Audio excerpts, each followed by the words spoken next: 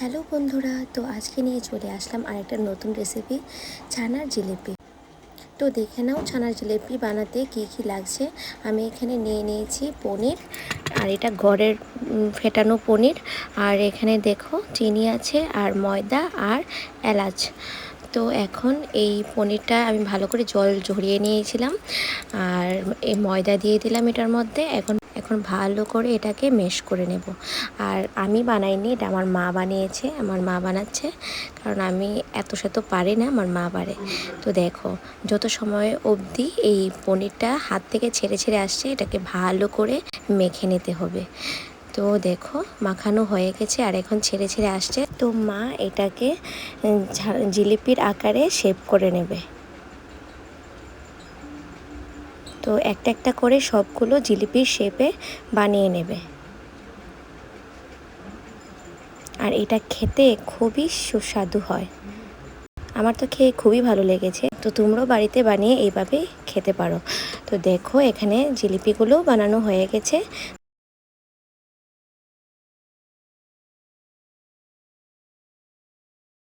তো এখন চিনির শিরা করার জন্য 2 কাপ জল নিয়ে নিলাম, আর এক কাপ চিনি দিয়ে দিলাম, আর দিয়ে দিলাম একটা এলাচ ফাটিয়ে। তো এখন ভালো করে এইগুলোকে একটু সময় জাল করে নেব।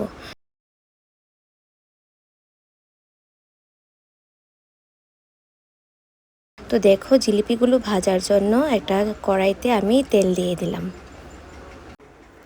তেলটা গরম হয়ে যাওয়ার পর আমি একটা একটা করে জিলিপিগুলো ভেজে নেব।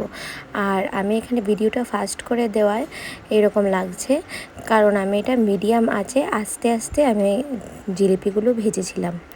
একদম স্লোতে রেখে তারপর ভাজতে হবে। তো দেখো একটা একটা করে সবগুলো জিলিপি ভেজে নেব।